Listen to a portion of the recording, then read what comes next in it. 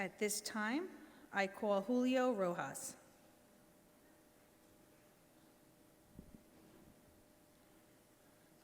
Good evening, everyone. Madam Superintendent and board team. My name is Julio Rojas. I just want to go ahead and say a couple of words to Mr. Cuesta. Thank you for the opportunity for allowing me to speak tonight. Tonight, we celebrate an extraordinary career and a remarkable individual whose impact on Elizabeth District has been felt for nearly 5 decades.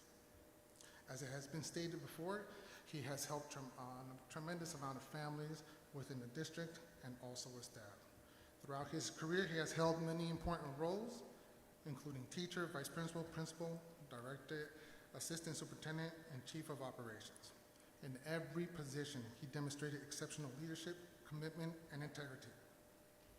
While many of his accomplishments are well known, some of his greatest contributions happen behind the scenes. Mr. Cuesta has guided, mentored, and advised countless employees throughout his years, helping them grow both professionally and personally. But one of his most meaningful legacies is the creation of the Elizabeth Promise, a program that has provided opportunities for hundreds of students and has raised $100,000 to support their educational dream. Each year, his Elizabeth Promise program grows tremendously.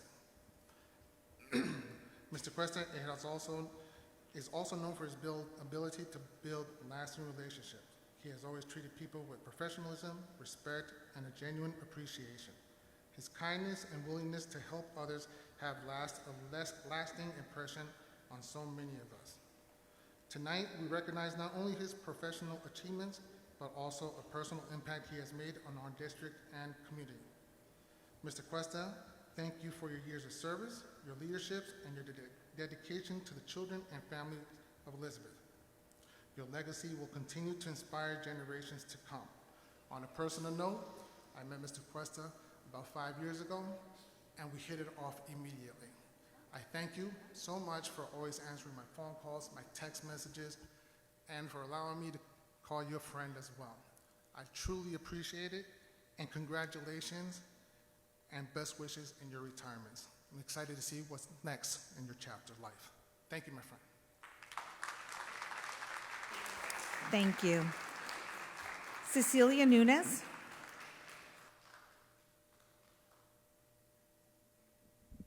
Quisiera que el señor Cuesta me traduzca, por favor. Señor Cuesta, si me puede traducir. Mr. Cuesta, would you mind translating at your last board meeting?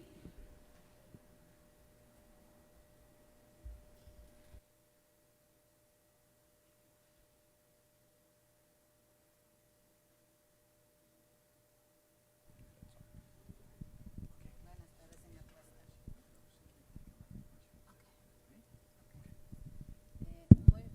Muy buenas tardes. Yo vine hoy para hablar con el comité, con la superintendente.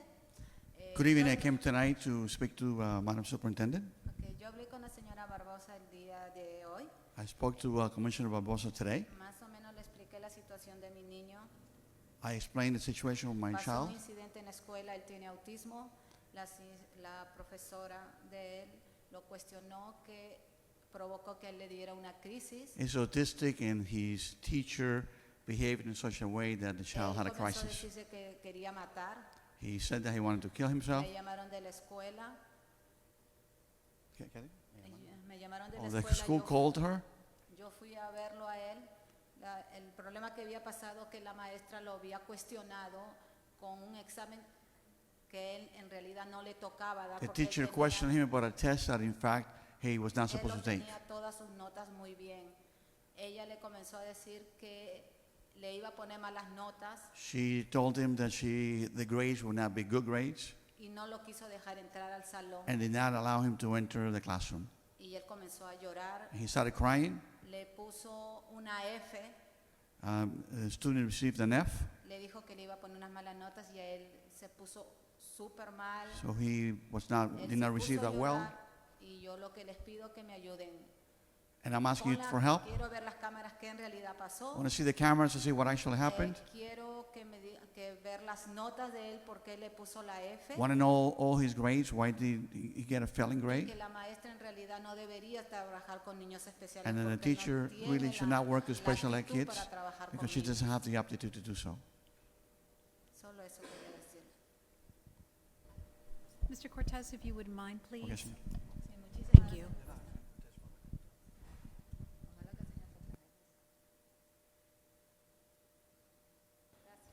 Gracias, señora. Cristina Marrera.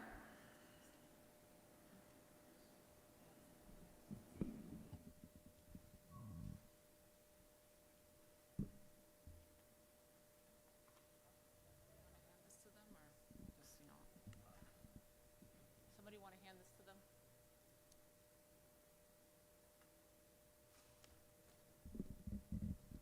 Yeah, no, we're good. Good evening. New Jersey released the school report card data last month for the 2024-2025 school year. Elizabeth parents and students care reviewed that data, and then we went back and reviewed the archives for the prior 2 years, 2023-24, 22-23, because we wanted to see if this was a one-year issue or a pattern. And what we found was not surprising to us, but it should concern every parent in this district. There are only 3 schools that were in the top 5 for 3 years in a row. Terrence C. Riley, William Halderan, School 22, and Antonia Pantoja, School number 27. Robert Morris, School 18, and Chelsea Dentley, School number 30, were in the top 5 in 2022-23, 23-24. Victor Mavlock, School 21, and Albert Einstein, School 29, were in the top 5 for only 24-25. So yes, we clearly have some schools showing sustained excellence. But then we look at the bottom 5. Benjamin Franklin, School number 13, Juan Pablo Duarte, School 28, were in the bottom 3 for 3 years in a row, 2023-24 and 24-25. Lafayette School 6, Winfield Scott number 2, Baton School number 4, they were at the bottom for 2 years. Madison Monroe School 16, Woodrow Wilson School number 19, Nicholas Murray School 23 were at the bottom for the 2024-2025. This is not a coincidence. This is a pattern, a sustained pattern. The highest performing schools typically show high ELA proficiency, high math proficiency, and strong growth measures. The lowest performing schools generally have low ELA proficiency, very low math proficiency, growth scores that are stronger than proficiency, and summative scores well below the district average. So the data is telling us something very clearly. The issue is not just growth, the issue is achievement. Students may be improving, of course, so that matters, but if they are still not proficient, then if they are still far below where they need to be in reading math, then what are we doing to ensure equity? District-wide, math remains the biggest challenge. In almost every chart, math proficiency trails ELA. The gap is especially severe in the low-performing schools. That is not a small gap. That is not a normal difference between schools. That is a completely different educational outcome depending on which school your child attends. And let's be real, School 7 and School 22 are considered the gifted and talented. They do not function the same way the neighborhood schools do. They have a selection process. They can pick and choose who attends. So our concern is not that Riley and Halderan are doing well. We want every school to do well. Our concern is that the schools consistently held up as the highest performers are selected. Thank you. Dr. Patricia Galante.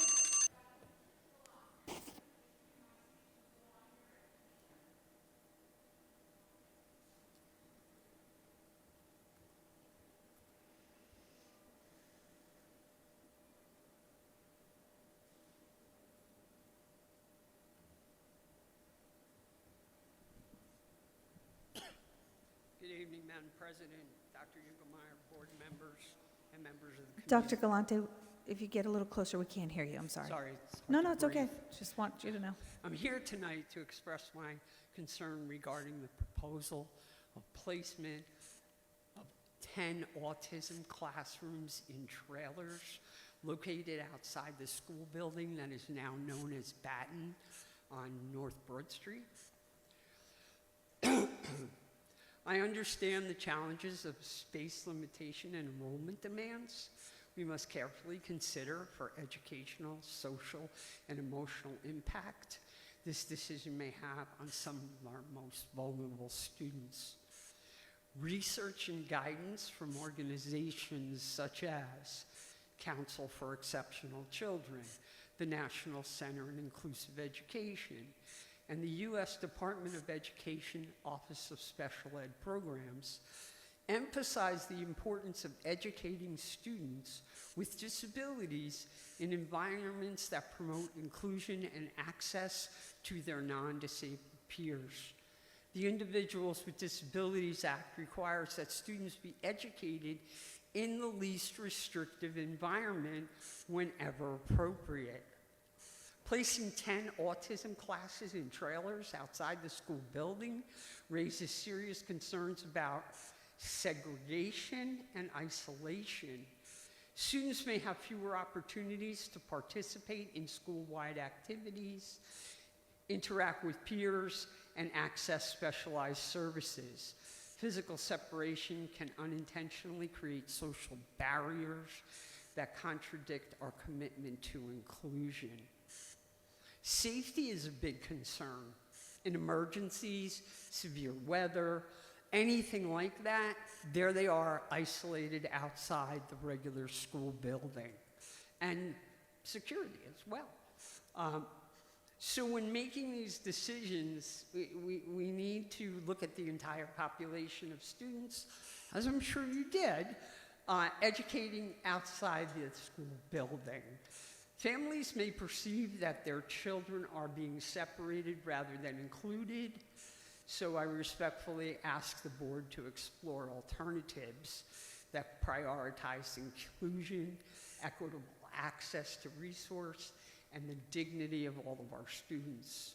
Our goal should not simply be to find space for students with autism, but to ensure that they are fully integrated into the life of the school.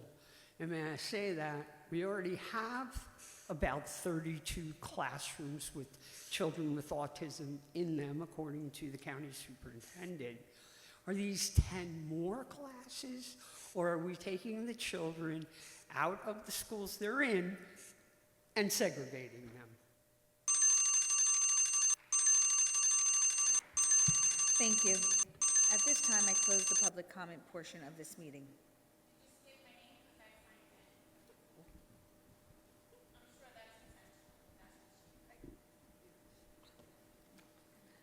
No, I didn't. My apologies. Maria Lorenz. I'm sure you didn't.